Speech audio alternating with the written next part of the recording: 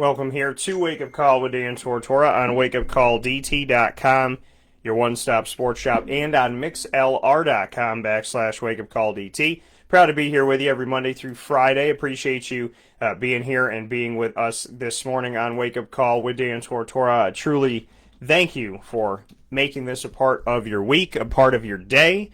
Truly cannot thank you enough for that, so thank you so much for the opportunity to connect with us here on Wake Up Call with Dan Tortora.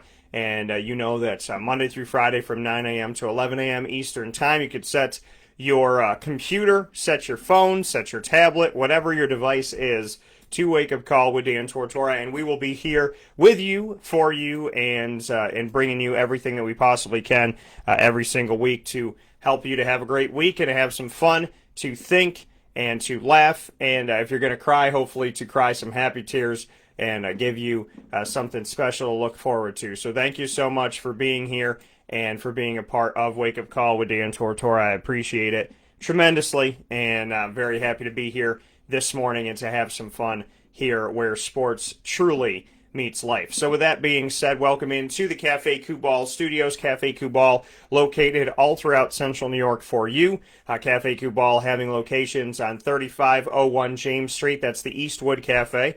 Is also located on 401 South Salina Street for the Salina Cafe. Inside of Golisano Children's Hospital, you can find one there as well. And there are other two locations, 324 West Water Street is the Creek Walk Commons Cafe, and then you have the newest location on 208 North Townsend Street in Syracuse.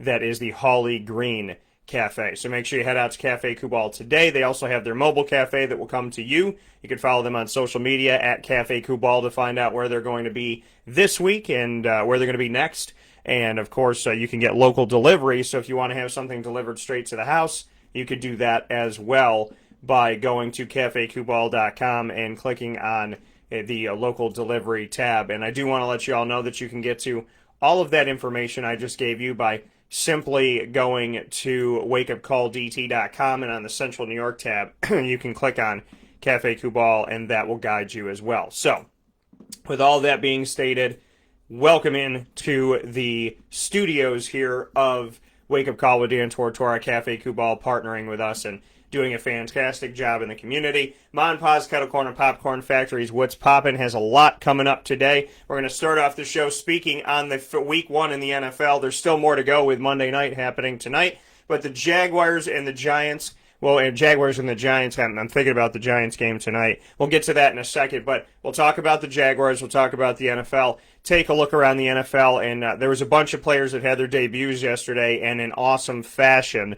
So we'll go around the NFL and give some props to a bunch of players that had themselves a day, including players that switched jerseys. And, of course, we'll start things off with Jacksonville, a team that people were counting out in the second quarter of the game when they were down 14-7, which is insane to me. Then we'll get into, you see the Syracuse football helmet. We'll have video Q&As with myself, speaking with head coach of Syracuse, Dino Babers, as well as defensive lineman Kingsley Jonathan. These videos come from the Zoom post-game press conference that we got to do, so I want to thank Syracuse University for giving us the opportunity. I want to thank Syracuse University for the video, and I'll have the opportunity to share those with you in just a little bit at the bottom of the first hour, around 10:50 a.m. Eastern Time this morning. And then we will finish off the show with Lou Alexander. Lou Alexander will be joining me today. And Lou and I, former Syracuse offensive lineman Lou Alexander, will be joining me to speak on a lot of different things today, including social justice, sports and coronavirus, what he thinks about things that are going on that are affecting student athletes today. And we will also talk about Syracuse's most recent game against North Carolina, the team moving forward from here, and just kind of what his takeaways have been in his time at Syracuse. And then we'll talk about his website, which is Big A88 BigA88Jogger.com. That's Big A88 JOGGER.com. We'll talk about that in just a little bit as well. So plenty of great stuff coming up, and he'll put me in the hot seat in rapid fire. So very excited to have Lou on the show for the first time ever, and very, very much looking forward to speaking with him. And thank you so much for connecting with the show. However you're connecting with the show, whether you're listening on mixlr.com/wakeupcalldt or you're watching on Facebook Live on facebook.com/live-now-DT. Thank you so much for being here. So let's hop right into it with the Jacksonville Jaguars and take a look at how they've been doing, how they did here to start off the season. And again, they were counted out. And, that's the reality of what happened here. I was on my way to go and watch the game, and the Jacksonville Jaguars were being spoken about on one of the stations, and they're like read the stat line. What's the come on, tell me how good Rivers is doing. We all the guy was kind of playing it up, and he was like, come on, tell me. And Phillip Rivers had 180 yards at the time, and it was in the first half. And he's like, "Look at that, yeah." And then the lady goes, "Well, some people think they're tanking for Trevor Lawrence." And I was like, "This is the first game of the season. This is the first quarter. So she's talking about them tanking for Trevor. He's talking about how great Phillip Rivers is. He says, well, Indianapolis lost their last 6 season openers. They're not going to lose this one. How that'll end today." And then they read the score off. It's 14-7. It was 14-7. The game is very much a game, and we got these two people speaking about how the Jaguars are tanking, how the Jaguars, how Phillip Rivers is doing fantastic against them, and how the game, is going to go in the Colts' favor, and it was 14-7. So people counting out Jacksonville, 20 minutes into the game? And the Jacksonville Jaguars did not count themselves out. They came back. Shout out to Nyheim Hines. I covered him when he was at NC State. Terrific to see what he's doing. I don't think he's a name that people pick up in fantasy, but it's a name that you might want to. Like I said, there's Marlon Mack and there's Jonathan Taylor with the Colts. So having both of them in the backfield, Nyheim Hines is kind of a jack of all trades. He can do different things. So I think he was written down as a tight end or a hybrid and whatnot when he was at NC State. So, he can give you multiple. And I think that that's a huge part of his game, and I think that could give him fantasy value. But a lot of people jump over him, or just kind of go past him, I should say, because of Marlon Mack and Jonathan Taylor. So Nyheim Hines had 2 touchdowns in this game, probably opened some people's eyes. I don't expect that to happen every week. But in fantasy value, I do think that if you're scouring the waiver wire, if you need somebody in free agency, I think he's available in all of the Wake Up Call fantasy football leagues. DJ Chark got a touchdown early on in the game. I thought it was Laviska Shenault, but Laviska Shenault actually got the second one. So DJ got the first one. Laviska did get the second one. Laviska Shenault, one of the guys that I wanted to mention, making their debut in the NFL this season, and making their debut in Week 1 as a rookie, and he got a touchdown in his first game. C.J. Henderson, cornerback for the Jaguars, in his first game, he got an interception, and, so some awesome stuff happening here. Keelan Cole Sr. changed his number, changed his name on his jersey to Senior. He got a touchdown later on in the game that was the separation. We saw Gardner Minshew drop back, and there was just blown coverage on Keelan Cole. He came from the left side. He cut through defenders, and he just came out into the open field. Nobody had picked him up. He turned around, and he's just in the open field, backpedaling toward the end zone, and Gardner Minshew placed the ball, and he was able to walk in for the touchdown. So Keelan Cole being the separating factor for the Jaguars to give them the lead 24-20, and then Josh Lambo put it away with a 46-yard field goal with 2 minutes and 50 seconds left to go. The Jacksonville Jaguars that were counted out, well, the game had barely counted its time in, win the game 27-20. Not only do they get a victory, but they go up 1-0 in the AFC South. This is a win that counts twice, in my opinion, because number one, it's a victory. Number two, it's a divisional victory in the AFC South. And of course, the story that was written, Jaguars stun Colts in season opener. So I picked the Jaguars to win this game, but, like I said, people counted them out. And people are saying, they stun this and they stun that. It's funny how if the media says that something's true, that it has to be true, right?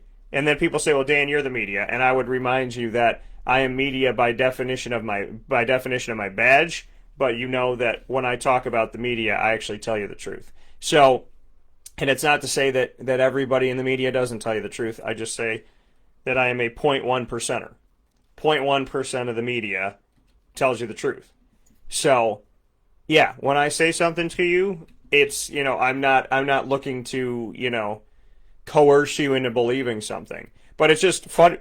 It's really funny to me when the media says the Jaguars are tanking, so then they have to be tanking. And then if they win, it's like, well, they won, but it's a fluke, because we can't change the narrative. The narrative is that they're tanking. So, what are they going to call it a fluke if they start 3-0? Are they going to call it a fluke if they go to the playoffs this year?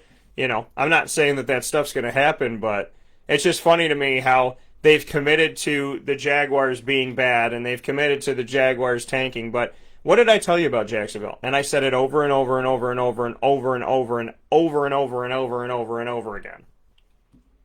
The Jacksonville Jaguars got rid of the problems in their locker room. I told you about these problems when they were on the team. I told you about Telvin Smith. I told you about Jalen Ramsey. I told you about Yannick Ngakoue. I told you about Marcel Darius. Leonard Fournette,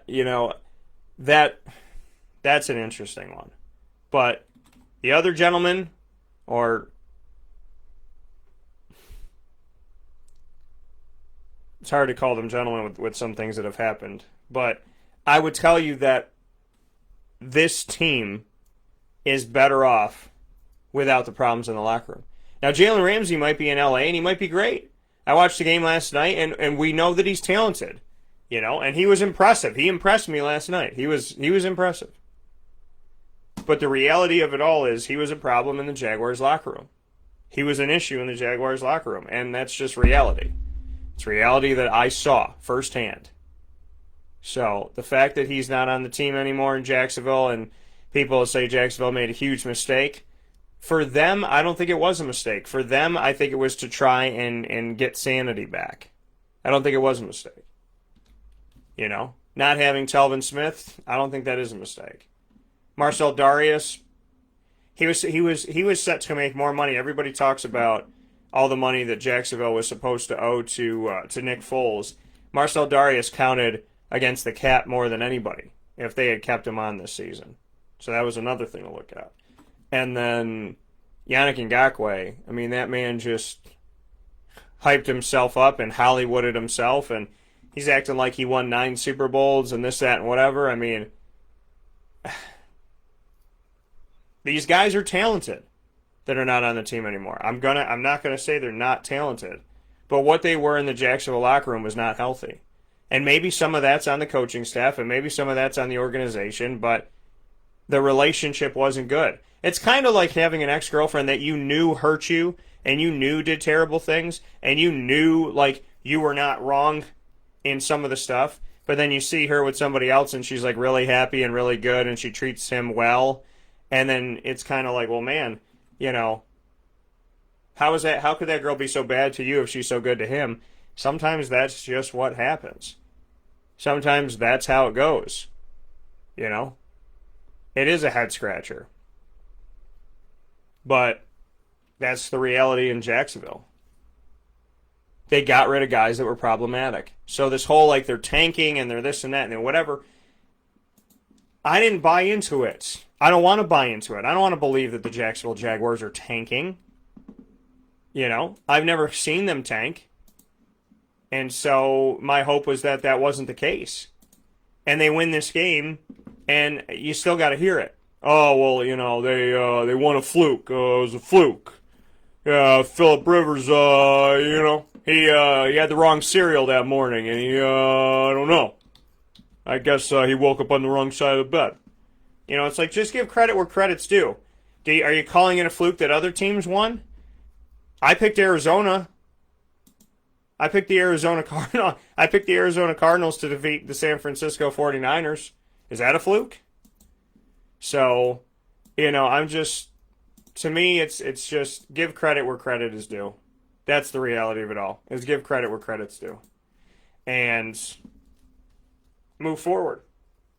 So the Jacksonville Jaguars get a win. C.J. Henderson looks good in his debut as a rookie. Laviska Shenault looks good in his debut as a rookie. Kayvon Chason looks good in his debut as a rookie. So, I mean, I got nothing but good things to say about these gentlemen. And I think that, it's awesome that they're able to do what they did and to have the game that they had. And I think Jacksonville made an awesome, awesome debut this season for themselves. And it's great to see them, win this game. And like I said, a divisional win is huge. And to win it coming back, just to show once again how talented, Gardner Minshew truly is and the decisions that he makes. This offensive line gave him plenty of time. That was another thing that I looked to and could really appreciate of what they would always, or what they've been able to do and what they've been able to bring forward. So, I think credit to the offensive line for Jacksonville, credit to the defense that everybody thought now has no more talent on it. Credit to Gardner Minshew, credit to the coaching and the play calling. Jay Gruden making his debut as offensive coordinator of the team. Ben McAdoo making his debut as quarterback coach of the team. You know that Ben was the head coach of the Giants, and Jay Gruden most recently was the head coach of the Washington football team, which they used to be called the Redskins, and now they have no name still. So, which is a very, in and of itself, an interesting thing. So, it was good to see these debuts, and these debuts worked out for the Jaguars. They definitely did. So I credit Jacksonville with getting the victory, pulling it off, and having themselves one heck of a start to their season in a comeback victory at home. And they were in front of fans. They actually got to have fans at their game, which was really, really cool. So shout out to Jacksonville for being able to do that. Hopefully TIAA Bank Field is going to be able to continue to do that. And hopefully everybody stayed safe and sound and made good decisions while they were there. And as we move forward with everything that's going on here with the NFL, hopefully we can continue to play games, continue to have fun, and continue to see success. But Jacksonville definitely making their presence felt here this season to start things off, which is great to see. And I think, for the people that count them out, that's absolutely fine. It doesn't matter who counts you out. It matters that you count yourself in. So shout out to Jacksonville for putting that work in and getting it done and doing some great stuff. So I'm very happy to see their successes and what they were able to put forward and obviously to put themselves in a good position as they get ready for week 2.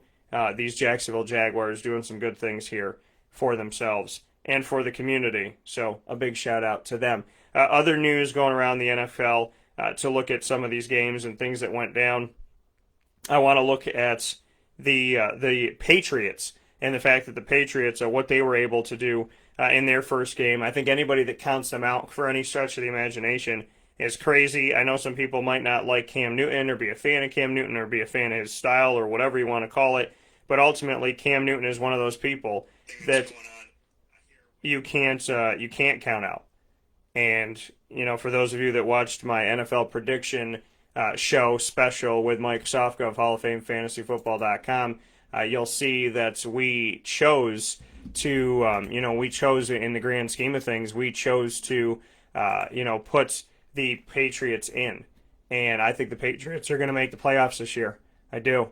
And I think they're going to make it in. There's a new 7th seed wild card team. Okay, instead of having 6 seeds now, there's 7. And one of those 7, I believe, is going to be the New England Patriots on the AFC side. And I think that they'll be able to get it done. So I do want to give credit where credit is due to Cam Newton. He had himself a day and was able to get the Patriots a victory. Now, they were playing Miami, so it's like temper your expectations. I don't think, by any stretch of the imagination, the Patriots are going to go undefeated. And now that I've said it, they probably will. But I don't see it happening that they would go undefeated this season. And, I do think they're going to take the last spot in the playoffs. But either way, to take a look at that game with the New England Patriots and Cam Newton, giving respect, like I said, we're giving credit where credit's due. They were able to win the game 21-11. They did not score in the first quarter, and then they had a touchdown in each of the next 3 quarters. And Cam in the game in his debut as the quarterback of the Patriots, that if anybody thought he wasn't going to be, was probably, to me, you're out of your mind. Again, you look at the media, And, well, who's the starting quarterback going to be? Probably Cam Newton. They went out and got Cam Newton. Cam Newton is the name that's out there. They gave him an opportunity. They waited until the 11th hour to do it. I think Cam Newton's going to play. He went 15 and 19 for 155 yards. No touchdowns, but also no picks. He had 2 rushing touchdowns in the game. And my guy, Sony Michel, on my fantasy team that people forgot was a starting running back in the NFL, he also had a touchdown in the game, 10 carries, 37 yards. Julian Edelman led all receivers with 5 catches and 57 yards. And N'Keal Harry, who was a rookie that they got in the first round, and then he got hurt, he gets to come out, and we can call this like a debut of sorts for him. 5 catches for 59 yards. He had just as many catches as Julian Edelman and was behind him yardage-wise a little bit. So N'Keal Harry, very, very awesome for him. Last season he was able to play in 7 games, but really didn't get to do too much. So this is, if he can play a full season this season, it's, this is kind of like the continuation of his rookie year. So shout out to N'Keal Harry, who has not played a full season yet in the NFL. Hopefully this season that'll happen. So a good debut for him. On the other side of it, Ryan Fitzpatrick, he is just stating the case for Tua Tagovailoa to come into the game and try and save this team a little bit. Fitz had 3 interceptions, no touchdowns. He was 20 of 30 and 191 yards. Myles Gaskin, who was a very late draft pick, not in this year's draft, but last year's draft, he was able to lead the team here, which I think he potentially can. Coming out of Washington, he was a 7th-round pick in the 2019 draft, 234 overall, and he led the team in this game with 9 carries for 40 yards. Behind him, Matt Breida, coming from San Francisco, had 5 catches for 22 yards. Devontae Parker led receivers, 4 catches for 47. Behind him, Preston Williams and Mike Gesicki. And Myles Gaskin got 4 catches for 26 yards. So if you're in a PPR league, Gaskin got you 4 receptions, so that's 4 points there in our league. Plus he got you 40 yards on the ground and then 26 in catching, so that's 66. So that's another, you get for every 10 yards you get a point. So that's another 6. So even though he didn't score, he still got you 10 points, still double digits for the week, which is a good thing to see if you're looking to, find some points and find a reason to be excited about maybe, some of the guys that didn't get in the end zone. That's why PPR leagues and our kind of hybrid of the standard and me adding points to the standard and then adding in PPR, you get points every 10 yards and you get points every 1 reception. So that's huge as well. So shout out to Cam Newton in his debut, shout out to Myles Gaskin, and shout out to the return of N'Keal Harry, who hopefully, God willing, will stay healthy now. Hopefully they all will. Not just with normal injuries and whatnot, but with everything else going on in the world. I'm hoping and praying for the best for these gentlemen as we continue to enjoy, the things that maybe we looked over in the past, maybe the things that we didn't talk about enough or appreciate enough. And so thank you so much for all that you do, and sending my love to everybody that I appreciate, and at the top of that list, my mama. So shout out to you, Ma. Seahawks and the Falcons. The Seahawks look like they were going to pull away in this one. The Falcons made it somewhat interesting. Russell Wilson, 4 touchdowns. I'm so happy I kept him as my fantasy quarterback. I feel like I have good quarterbacks around the leagues that I run, but he was the leading rusher, which is another sad issue with Seattle. It's continued to be an issue with Seattle. Travis Homer had 3 carries for -1 yards.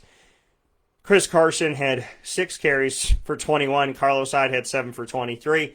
Hyde did get a touchdown rushing, but Russell Wilson led the entire team with carries, with rushing yards, I should say, 29 yards on only 3 carries, 9.7 yards a carry. Russell Wilson, 4 touchdowns, no interceptions, 31 of 35, 322 yards. Man was a beast in fantasy. A big shout out to him in this game. DK Metcalf led all receivers, as I feel he will, and he had 4 receptions for 95 yards and a touchdown.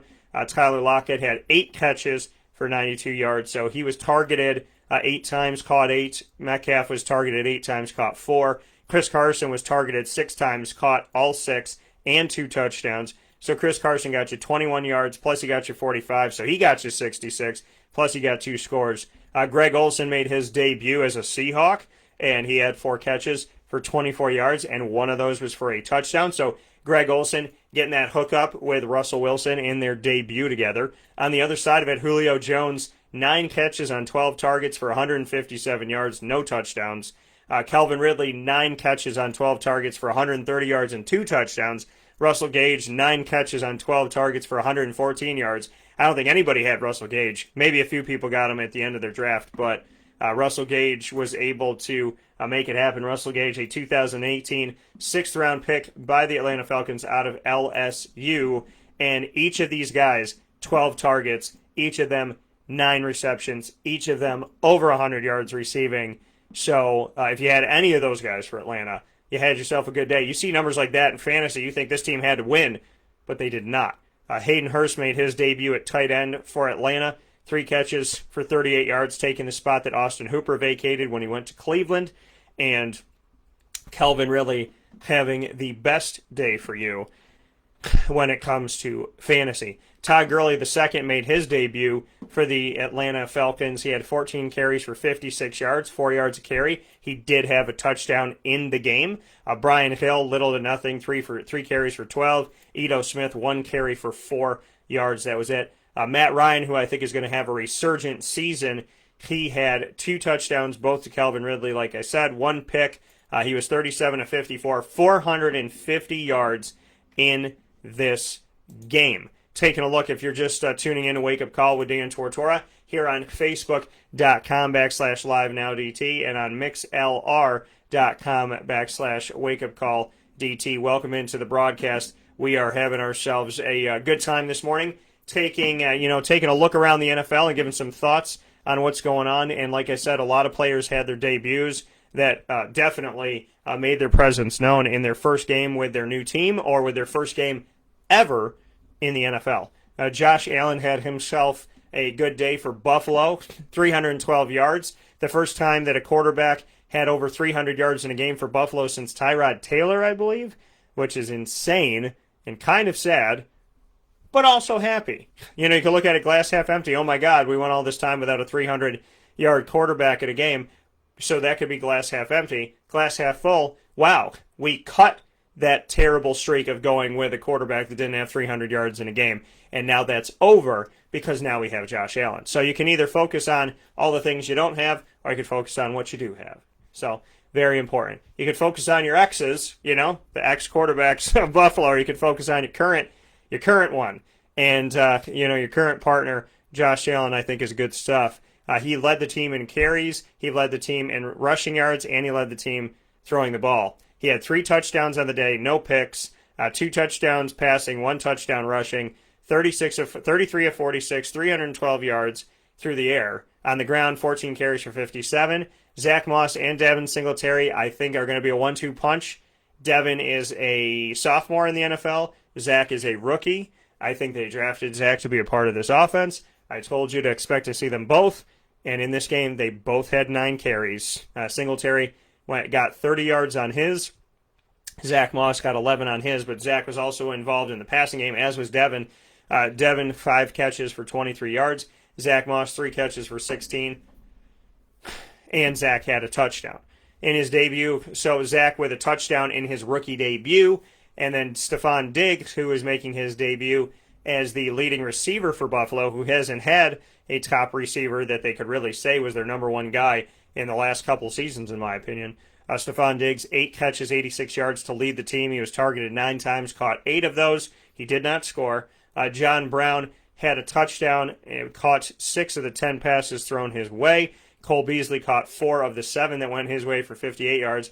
Tight end Dawson Knox got involved, 2 catches for 26 yards in the game. Jamison Crowder had 7 catches for 115 yards, and that 115 yards obviously ballooned in a giant touchdown catch and run that he had from Sam Darnold that made this somewhat of a game when it looked like it was totally out of reach. Buffalo started off 14-0 in the first quarter. They went up 21-3 at halftime, but then in the second half they were outscored by the Jets in both quarters, 7-0 in the third and 7-6 in the fourth, which made this somewhat of a game. Jamison Crowder, shout out to him for being relevant. Frank Gore, who you may not know is a Jet, he went 6 carries for 24 yards to lead the team. Le'Veon Bell, 6 carries for 14 yards. Darnold had a touchdown and a pick, 215 yards, 21 of 35 on the day.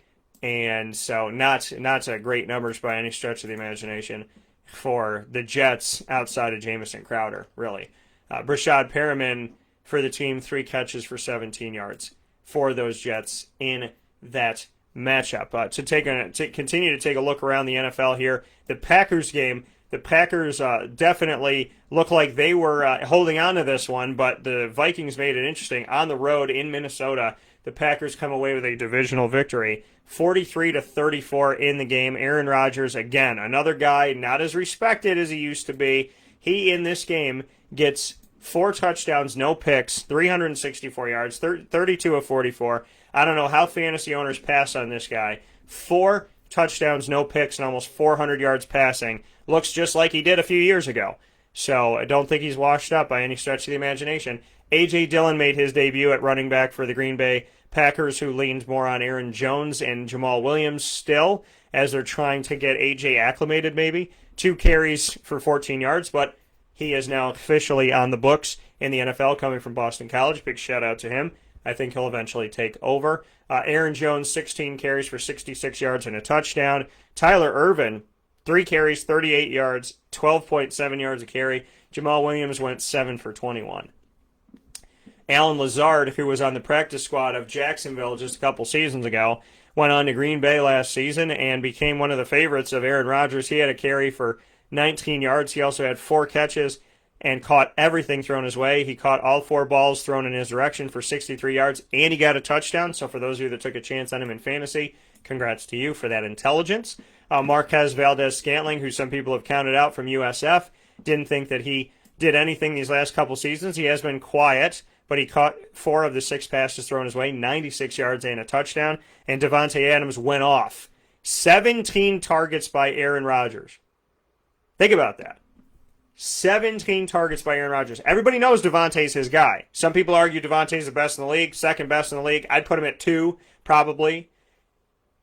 He gets targeted 17 times, and he catches 14 of those, 2 touchdowns and 156 yards. Marquez Valdez-Scantling, the better he does, the better for Devontae. Alan Lazard, now that he's getting some respect out there, the better for Devontae. But think about that. You know he's your number one guy. Every defense knows that Aaron wants to go to Devontae, and they still succeed. That says something about your team and your team's ability. So it's kind of like when a team closes practice and you know what they're doing. Why close practice? We all know what you're going to do. We all know what you want to do, but somebody still has to beat. Rob used to say it. He said Coach Mack would allow people into practice because at the end of the day, you have to figure out how to beat us. You know what we're going to do, and the secret isn't what we're going to do. You know what we're going to do. But if we can beat you when you know it, that says something about us, and it does. So, and I think after a while, people know what you run. Joe Corley from West Tennessee, he talked to me about it. He goes, everybody knows what we run, but you still have to beat us. So that's where the talent comes in preparation, mental toughness, and all the good stuff. So shout out to Devontae and Aaron Rodgers. Aaron Rodgers having himself a fantasy day. And if you forgot about Aaron Rodgers, I don't know how you could. The only reason why I didn't draft him in some of my leagues is because I was going after Pat Mahomes and Lamar Jackson and Russell Wilson. So, huge day for him. Huge day for Devontae. 2 touchdowns, 14 catches, 156 yards. On the other side, the other question was, what's Adam Thielen going to do? Can Adam Thielen get it done? Is Adam Thielen going to be okay without Stephon Diggs? Well, he was targeted 8 times by Kirk Cousins, caught 6 of them for 110 yards and 2 touchdowns, the only guy to score in the receiving corps for the Minnesota Vikings. Alexander Mattison had 4 catches for 30 yards out of the backfield. Kyle Rudolph had 2 for 28. Bissy Johnson had 3 for 56. He was the second highest behind Adam Thielen. 56 yards, Adam Thielen's 110. That's how different the separation was. Irv Smith Jr., tight end on the team, caught 1 and was only targeted once for 11 yards. Delvin Cook had a relatively quiet day on the ground in yards, 12 carries for 50, but he did score twice. And then Kirk Cousins, 19-25, 259, 2 touchdowns, 1 interception in the game. Looking around the league, if you're just tuning in to Wake Up Call with Dan Tortora inside of the Cafe Kubal studios, we welcome you in here and we let you know that Cafe Kubal has 5 locations in Syracuse, They also have local delivery with no delivery charge if you're in Onondaga County, and they have the mobile cafe that will come to come to your neighborhood. They'll also come to your place of business. You can get more information on all of those things by going to wakeupcalldt.com, the Central New York tab, clicking on Cafe Kubal, or going to cafekubal.com. That's Kubal. For Chicago looked like they were out of this. I picked Detroit to win this game, and I thought that I was going to have a little sneaky pick that a lot of people didn't have. Chicago comes back in the matchup. Mitch Trubisky, who a lot of people have counted out, I think eventually Nick Foles is going to take over the job. Mitch Trubisky, I respect him. I covered him when he was in college at North Carolina. I just didn't think that he was going to keep his starting job. In this game, though, 3 touchdowns, no interceptions, leads a comeback charge, 20 for 36, which is not great. Almost had as many incompletions as he had completions, but 3 touchdowns, no interceptions. You don't have a great completion percentage, but you don't have to deal with the fact that you threw the ball to the other team. That's a good thing, and that's a good day for Chicago. Shout out to them on this. I want to let you know really quick, the game ended with 3 touchdowns by Chicago that were unanswered by Detroit in the fourth quarter. Detroit was up 23-6. 23-6 in this game, heading into the final 15 minutes. And Chicago had a touchdown from Jimmy Graham. That touchdown coming just a minute 21 into the fourth quarter. That's all it took at the 13:39 mark. And so that touchdown gave the team a 23-13 deficit. Then Javon Wims had a 1-yard pass from Mitch Trubisky, made it 23-20, made it a field goal game. And then Anthony Miller, another guy from Memphis that I covered in college. And I tell you, when it comes to Memphis, everybody wants to talk about this. LSU sends guys to the NFL, and Clemson sends guys, and Florida sends guys. Memphis, they got a bunch of guys in the NFL, but just to name a few, they have Darrell Henderson, running back with the Rams in his second season. They have Antonio Gibson, running back for the Washington football team in his rookie season. They have Anthony Miller, wide receiver for the Chicago Bears. And they also they got another guy that I'm forgetting here. So they have Darrell Henderson. They have Tony Pollard, a backup to Ezekiel Elliott with the Dallas Cowboys. So a bunch of Memphis players in the NFL, and Anthony Miller is the one that came up huge in this game with a 27-yard touchdown from Mitch Trubisky, and that 27-yard touchdown gave them 27 points, 27-23. Detroit's defense, and this is an issue with Matt Patricia, he's in his 3rd season with the team, and he is a defensive-minded coach, he's a defensive coordinator for the Patriots. This man on the defensive side of the ball is struggling defensively. The offense did what they needed to do. They gave the defense a 17-point cushion that they couldn't carry into the fourth quarter and complete the game. 17-point cushion by the offense, and they couldn't carry it out. Awful for Detroit. This one's got a sting. I'm sure Johnny is not happy about this. Matty Stafford, 24-42, 1 touchdown, 1 pick. Adrian Peterson made his debut at 100 years old in the NFL. 14 carries, 93 yards, 6.6 yards a carry. What a dang debut for Adrian Peterson. Shout out to him. DeAndre Swift made his debut as a rookie running back for Detroit. He had 3 carries for 8 yards. Nothing to write home about there. But in his debut as a rookie, he got in the end zone. And Kerryon Johnson, 7 carries for 14 yards. Danny Amendola, who came over from the Patriots where he had the relationship with Matt Patricia, 5 catches, 81 yards, targeted 7 times. He led the team with his 81 yards. He also led the team in receptions, which was tied by T.J. Hawkinson, who is in his 2nd year with Detroit at tight end. He caught a touchdown pass in the game, the only one from Matt Stafford, 56 yards. And then Marvin Jones Jr., 4 catches for 55. Adrian Peterson gets over 100 yards on the day with 21 yards off of receptions, giving him 114 yards on the day. Anthony Miller out of Memphis led Chicago with 4 catches for 76 yards on 6 targets, 1 touchdown in the game. Allen Robinson was targeted the most, 9 times by Mitch Trubisky for 5 catches, 74 yards in the matchup. Jimmy Graham, 3 catches, 25 yards, and a touchdown as he round robins himself and continues to go around the NFL after making some hay with New Orleans and now with Chicago. getting a touchdown with the Chicago Bears, which is huge for Jimmy as you look at his season and kind of what he's done, this being his first season with Chicago. So in his debut, he gets a touchdown. So like I said, this is a very, very interesting day, and good morning to Jermaine, who sent me a message here. Amy, thank you for saying happy Monday. Happy Monday to you. Ross saying great Monday football talk show. Nice to see Jaguars won their opening game. Thank you, sir. I appreciate that. So a lot of great stuff coming up here with this. We're going to get into my Syracuse video interviews in just a second here, but I want to keep going around the NFL. In week one, such a tremendous, tremendous opening to the NFL. I cannot say enough. The Chiefs look like they're continued just where they left off. It looks like it's a continuation of last season when they won the Super Bowl. We're looking at the Jacksonville Jaguars get a win when so many counted them out. Not Daniel. And, because I don't want to believe that this team is tanking, and they sure as heck didn't look like they were. And the speech after the game by Gardner Minshew didn't sound like a team that's tanking, but, that's just my opinion. And, if you want statistics or the fact that they won the game, maybe that'll help to thwart your opinion as well. But, like I said, media's got to push narratives, so they got to call it a fluke that the Jaguars won. They have to call it a stunning victory when it was just good football. Shout out to the Jaguars. Baltimore Ravens did what they're supposed to do. They look like coming off of a season where they had double-digit wins. I thought they were going to have a pretty good season. I thought that this season would be the season where it would really open up, but they did it last year.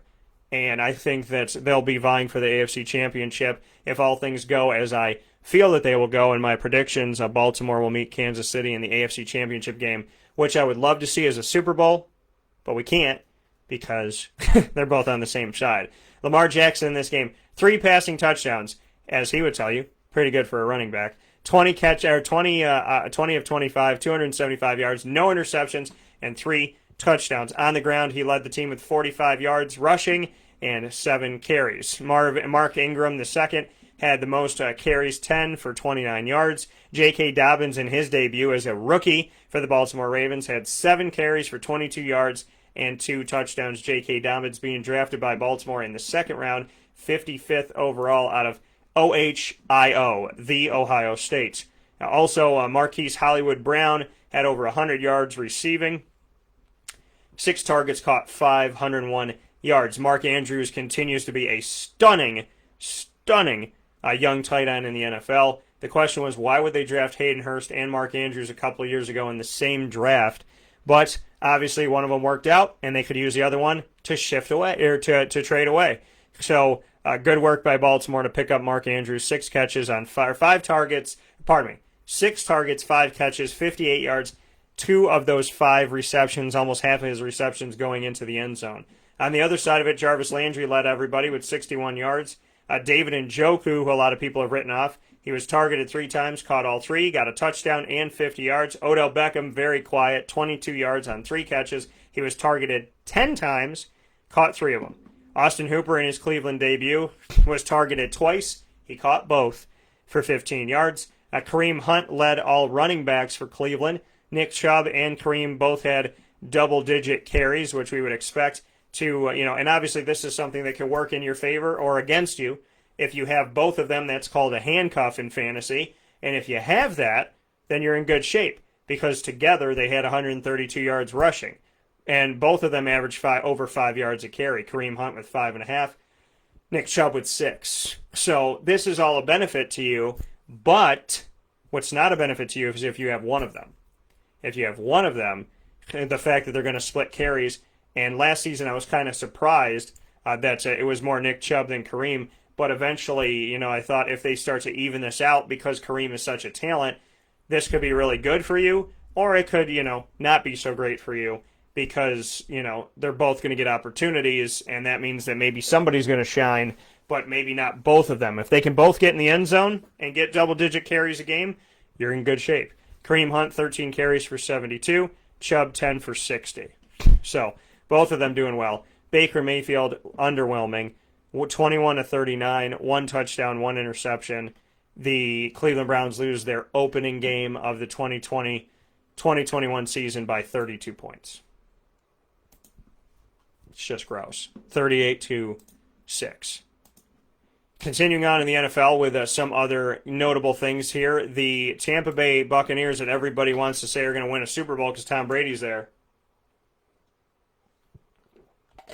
I would tell you to hold your horses a little bit here because they're in a division with Drew Brees and the Saints. I said that I think that they could get this second time around against the Saints, but I don't think they'll get the first, and I was right. They did not get the first. So the New Orleans Saints winning this game at home 34-23 in Tom Brady's debut as a Buccaneer. Tom Brady went 2 touchdowns, 2 picks, 23 of 36. Not great numbers for the 40-plus-year-old veteran, and he is 239 yards in the game. Ronald Jones II, 17 carries for 66 yards. Shout out to you, brother.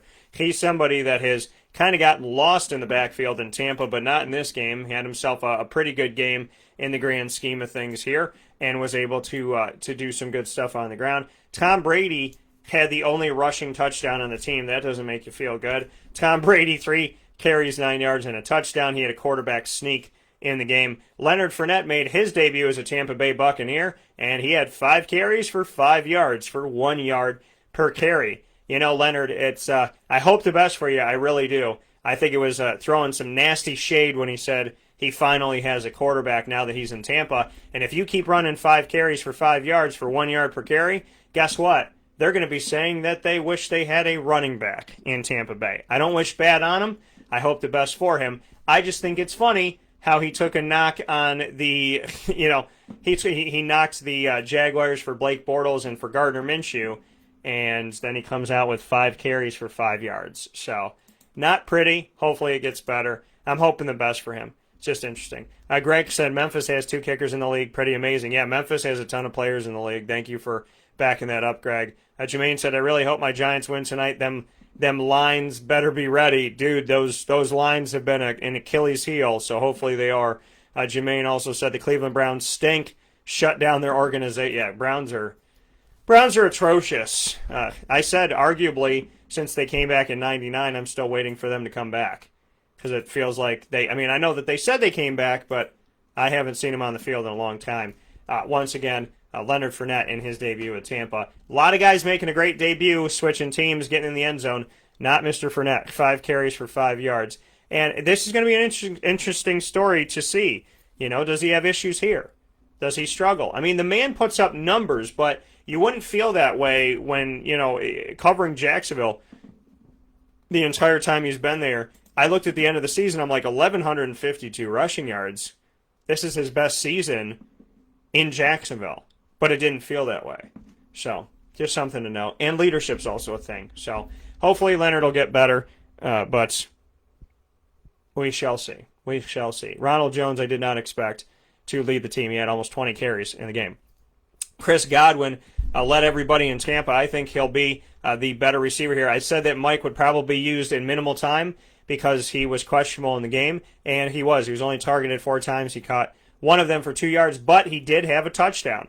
So Mike Evans, I thought that they would kind of put him out there at least as a decoy for Chris Godwin and company. And Mike did a little bit of work. He did minimal work. I thought he'd be out there as a decoy, maybe not do too much, probably be tempered down a little bit. And he was able to catch a touchdown on his only reception, so that's awesome. O.J. Howard got a touchdown, can't count him out, 4 catches, 36 yards. Gronk made his debut, targeted 3 times by Tom Brady for 2 catches and 11 yards. Chris Godwin, 6 catches, 79 yards to lead the team. On the other side, Jared Cook led all receivers at tight ends for the Saints. He had 7 targets, 5 catches, 80 yards. Getting the most targets was running back. Let me say that again.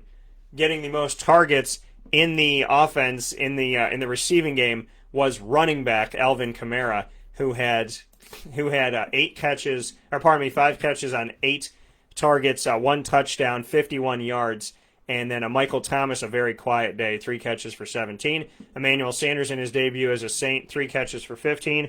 And Taysom Hill playing all over the field. Emmanuel Sanders had a touchdown in his debut. One of those 3 catches was a scoring play. Traquan Smith quiet, targeted once, caught it. Taysom Hill targeted once, caught it. Not much to write home about. Latavius Murray, Onondaga County Been in Onondaga County since he was 3 years old, considers it home. 15 carries to lead the team for 48 yards. He had more carries than Alvin Kamara, who had 12 for 16. Let me read that again. Alvin Kamara, who was targeted the most in the passing game by Drew Brees of anybody, running back, receiver, or tight end, had 12 carries in the game. Alvin Kamara, who just signed an extension, 12 carries for 16 yards, 1.3 yards a carry, but he scored. He scored. So he didn't get you the yards, but he scored. So Alvin Kamara with a touchdown receiving and a touchdown rushing. Latavius Murray leading the team. Taysom Hill getting involved, 3 carries for 19 yards. I don't understand why they can't put Dungy in the NFL if they have a Taysom Hill in the NFL. It doesn't make sense to me. Drew Brees, 2 touchdowns, no picks, 18 for 30, 160 yards. He didn't have to do much on this game to get the win. 11-point victory by the New Orleans Saints as we take a look around the NFL here. And I'm going to do a little bit quicker here as I want to make sure we get to the video interviews before we jump into our live conversation with Lou Alexander. Carson Wentz had himself not a great day. 24-42, 2 touchdowns, 2 interceptions. Boston Scott, who Mike said, credit to Mike, he said that that's a guy to pick up. 9 carries, 35 yards. Corey Clement, 6 carries for 19, and a quiet day on the ground for Philadelphia. 17 rushes for 57 yards.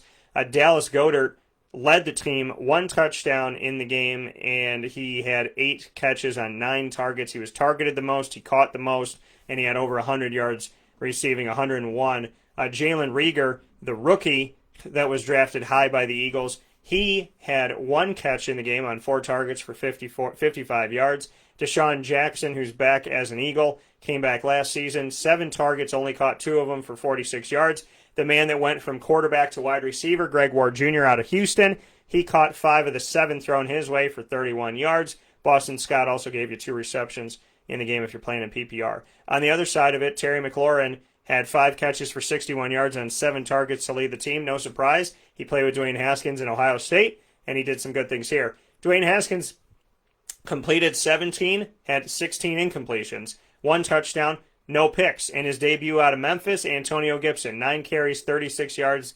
lead the entire team. Rushing, Peyton Barber, who came over from Tampa, 17 carries for 29, but he had 2 touchdowns. Antonio Gibson does not get in the end zone in his rookie debut, even though he led the team in rushing yards. Dwayne Haskins, 7 carries for 17 yards in the game. Steve Sims Jr. had 3 catches on 3 targets for 50. Logan Thomas had a touchdown, targeted 8 times, caught 4 of them, and Logan Thomas, the tight end for the Washington football team, was able to get into the end zone coming out of Virginia Tech, and was a pick by the Arizona Cardinals in 2014 in the 4th round, pick 120 overall. Washington's football team, they don't have a name, but they have a win. It's at 27-17. Ugly game for the Philadelphia Eagles. Ugly game. You lost to a team that doesn't even have a name. And by the way, if the team that has no, what do they say? A team has no name, and literally in Washington's case they don't. But they don't have a name, and if you looked in their end zone, it said Washington football team established, had the year, and all this stuff. I said I hope they get paid per letter. I hope the people that are doing the lines and everything there in the NFL, I hope they get paid per letter to write out the 572 letters that are in the end zone of Washington. Greg said Miller's going to have that Edelman role for Tampa Bay. Might take some targets away from the big boy wide receivers. Oh, Scotty Miller. Okay, yeah. So, and that was another guy I saw on the list here. Greg said that Washington D-line. Yeah, Washington in the game had multiple sacks. Also making his debut, defensive end out of Ohio State's Chase Young. And Chase Young in his debut had a sack on Carson Wentz. Great stuff here. Carson was sacked 8 times by Washington for a loss of 62 yards. Was sacked 8 times. John Bostic had a sack. Matt Ioannidis had a sack and a half.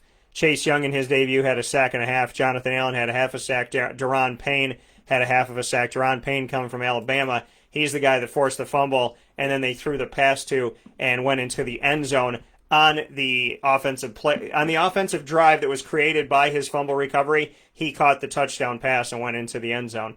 Daron Payne for Alabama. Yes, I remember that.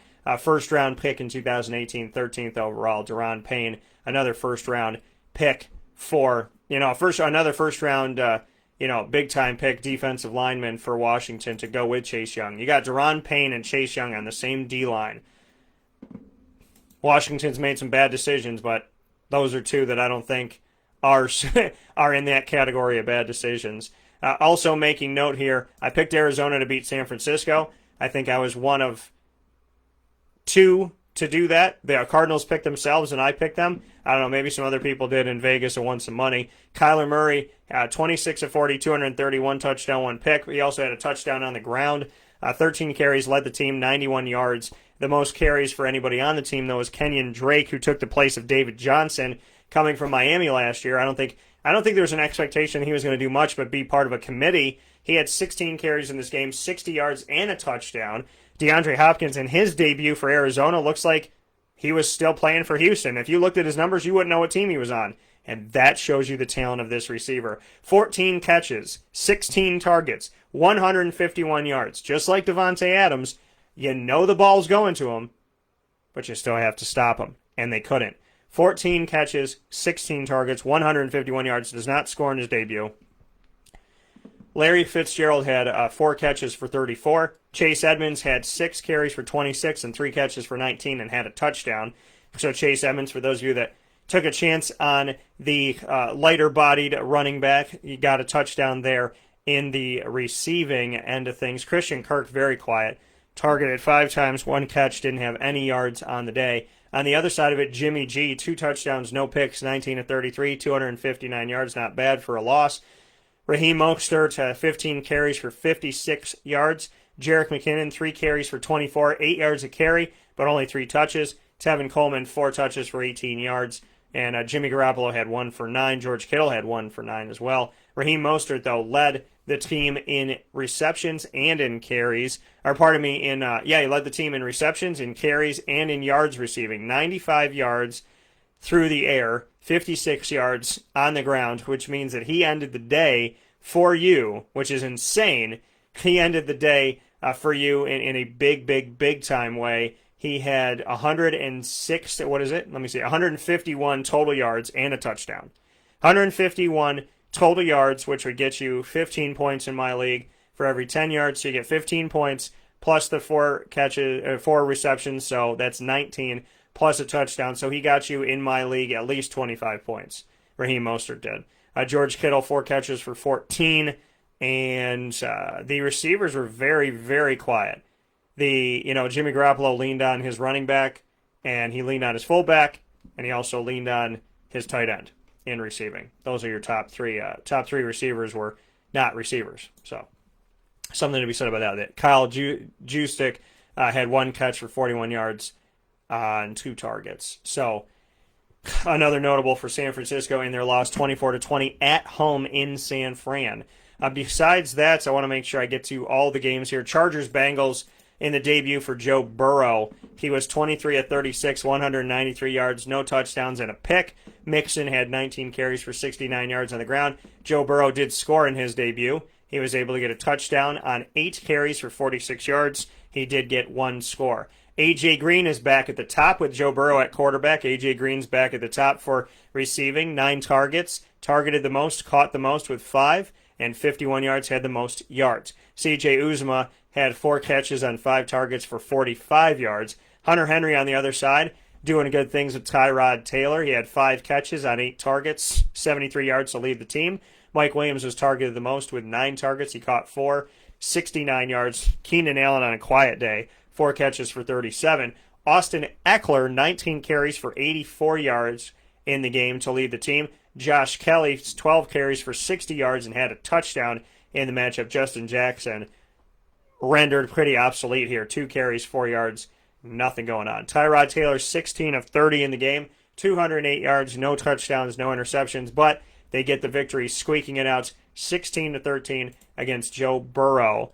And in this game for the Chargers, defeating Joe Burrow and the Bengals, like I said, quiet game and not too much to write home about in this one, but able to get the victory. And so, with that being stated, that is where we see this team as far as it goes. I mean, I don't think it was a bad day by any stretch of the imagination for Joe Burrow, but ultimately, he doesn't get the victory, which is it's a rough one, but it happens, and that's the way it goes. So we'll take a step aside for a fast break. When we come back, we will do those video interviews, and we'll get ready for Lou Alexander right here where sports meets life on Wake Up Call with Dan Tortora. So make sure you're right here with us on Wake Up Call with Dan Tortora every Monday through Friday from 9 a.m. to 11 a.m. Eastern Time. And as always, we appreciate you being here.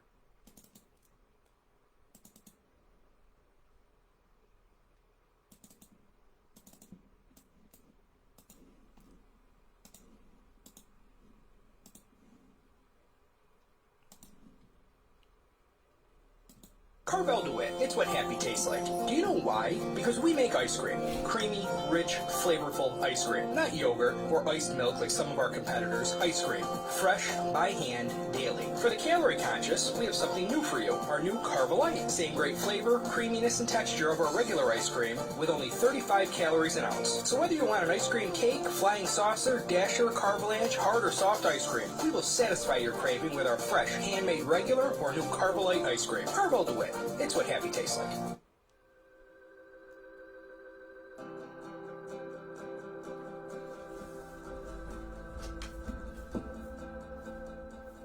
Cafe Cabal offers same-day local delivery of our products, offering no delivery charge for Onondaga County. Shop cafecabal.com for fresh roasted coffee beans, cold brew, travel mugs, and all your essential Cafe Cabal needs.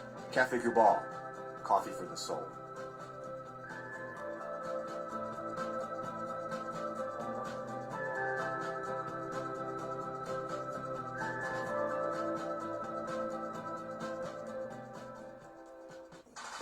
The Wildcat Sports Pub in Camillus, New York is located on 3680 Milton Avenue in the Home Depot Plaza. It is your family-friendly sports bar and restaurant. Folks, some sports bars aren't family-friendly. Some family-friendly restaurants are not sports bars. The Wildcat Sports Pub in Camillus, New York is proud to be both. It is that marriage that you've been looking for years. The Wildcat Sports Pub is your home base for your sports bar and restaurant needs, games for the kids, indoor and outdoor activities, and enough things on the menu to come back every single week and get to try something new. They're open Sundays from noon to 8 p.m., Monday through Wednesday, 11 a.m. to 11 p.m., and Thursday through Saturday from 11 a.m. to midnight. For reservations and party information, call 315-487-2222 for the Wildcat family-friendly sports pub and restaurant.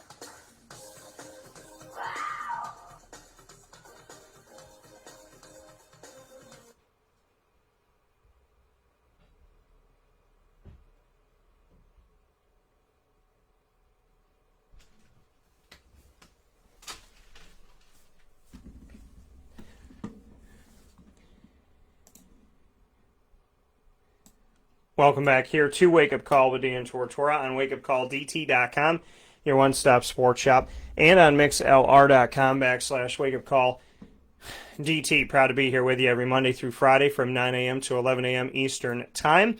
And the NFL here taking up a good portion of our morning, starting off with the Jaguars and heading off to the rest of the NFL inside of Ma and Pa's Kettle Corn and Popcorn Factories. What's poppin'? And to make a final note here on some things going on with the NFL here. We went around the league telling you about a bunch of debuts. A lot of the debuts looking really pretty.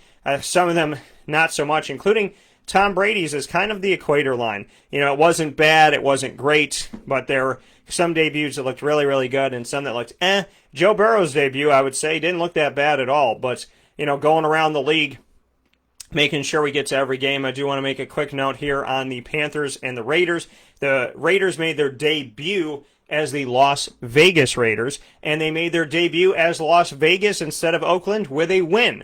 They did it on the road, 34-30. This was a game that looked like it was out of reach for Carolina, who fought all the way back, and the Vegas Raiders were able to get this victory. Carolina had 2 touchdowns in the fourth quarter, and Christian McCaffrey, 3-yard run with 12:32 to go. got them within 5, 27-22. Robbie Anderson, who I told you, I don't know what it is. I said, I just think he's going to look better I just think he's going to look good in Carolina blue. And he definitely has a 75-yard touchdown pass from Teddy Bridgewater. And then he went right back to him for the 2-point conversion, Teddy to Robbie Anderson. 30-27 with 8:29 to go. But Josh Jacobs, who has been fantastic in the NFL since coming in from Alabama, 34-30. He gives them the victory with a 6-yard touchdown run with 4 minutes and 8 seconds to go in the game. Josh Jacobs, 3 touchdowns, 25 carries, 93 yards overall rushing. We look at Derek Carr, 22 of 30, 239, 1 touchdown, no picks for the day. Henry Ruggs III made his debut as the first receiver taken off of the board in this year's 2020 draft. Came out of Alabama, 12 in the first round, and in his debut, he led the team in receiving yards, 55 yards on the day, targeted 5 times, caught 3 of them. Josh Jacobs had 4 catches for 46 yards. So Josh got you, in total, 3 rushing touchdowns, plus 139 total yards, plus 4 receptions. Insane. Darren Waller targeted 8 times, caught 6 of them for 45 yards. Nelson Aguilar made his debut with the Raiders coming from the Eagles. He had 1 catch, and it was for a touchdown, 23 yards. The only touchdown pass from Derek Carr on the day. Robbie Anderson in his debut, 8 targets, 6 catches, 115 yards, and a touchdown in the game. Fantastic play by Robbie Anderson, who I told you I felt like was going to wear number 1, and I was close. He's wearing 1s. He's wearing number 11, so he's wearing 2 1s instead of 1, number 11, and doing his thing. Christian McCaffrey, 2 touchdowns, 23 carries, 96 yards, also 3 catches for 38 yards. DJ Moore, 4 catches for 54 yards in the game. Robbie Anderson, I think, he's a guy that bailed me out with the Jets. He was one of the only good things that the Jets had in these last couple seasons. And him going to Carolina, if you believe in him the way that I do, and you got to, I mean, you're getting dividends right now. He might be out there on your waiver wire free agency right now. Teddy Bridgewater in his debut almost got the victory. Debut with Carolina, 22 of 34, 1 touchdown, no interceptions. Completed just as many passes as Derek Carr. Had a few more attempts and had more yards than Derek Carr. 1 touchdown, no pick to equal Derek Carr in the game. So that's what it looks like around the NFL in Week 1. Fantastical. I had already talked about the Chiefs and the Texans, but obviously Pat Mahomes looking good. Clyde Edwards-Helaire looks great in his debut. 25 carries, 138 yards, and a touchdown. Fantastic numbers there. And so definitely appreciate him and all the good that is to come from that. So a lot of great stuff going around the league. And the final game of note here, the final game that we can talk about here is the Rams and the Cowboys. Dak Prescott, 1 touchdown, no picks, 25 of 39, 266 yards, 22 carries for 96 yards for Zeke and a touchdown. Tony Pollard, 2 for 10. Amari Cooper, 10 catches on 14 targets, 81 yards in a game. A lot of those were short yardage toward the end of the game. CeeDee Lamb in his debut, 5 catches for 59 yards on 6 targets. Michael Gallup, 50 yards as well. So that 1-2-3 punch of the Cowboys receiving core all got at least 50 yards in the game yesterday with Cooper, Lamb, and Gallup. Robert Woods on the other side, 8 targets, targeted more than anybody else, caught more than anybody else, and had more receiving yards than anybody else on the Rams. 8 targets, 6 catches, 105 yards. Higbee, the tight end, 4 targets, 3 catches, 40 yards. And Cooper Kupp, 4 catches on 5 attempts for 40 yards. Malcolm Brown led the Rams rushing. Darrell Henderson had 3 carries for 6 yards. Robert Woods had 1 for 14. Jared Goff ran 4 times for 15. Cam Akers had 14 carries in his debut as a rookie out of FSU. 14 carries, 39 yards. Malcolm Brown, 18 carries for 79 yards and 2 rushing touchdowns out of Texas in his 5th season in the NFL. I don't think anybody expected Malcolm Brown to be the leading rusher and the man in the end zone for the Rams, but he is the separation as the Rams won a close one, 20-17. Jared Goff, 20 of 31, no touchdowns and an interception in the game. So that's a look around the NFL.